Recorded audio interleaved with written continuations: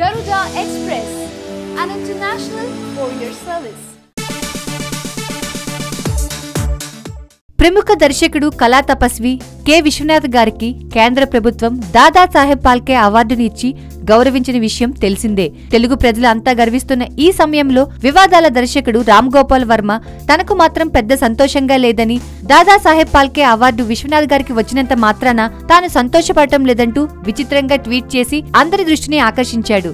అందరిది ఒక దారైతే నాదొక దారి అంటూ ఉండే వర్మ తాజాగా ట్విట్టర్లో ఈ విషయంపై స్పందిస్తూ, దాదాసాహెబ్ ఫాల్కే గారు రూపొందించిన సినిమాలు చూశాను, మీ సినిమాలు చూశాను, మీ అవార్డును దాదాసాహెబ్కు ఇవ్వాలి అంటే ఆయన సినిమాల కంటే విశ్వనాథ్ గారి సినిమాలు అద్భుతంగా ఉంటాయని వర్మ అభిప్రాయం.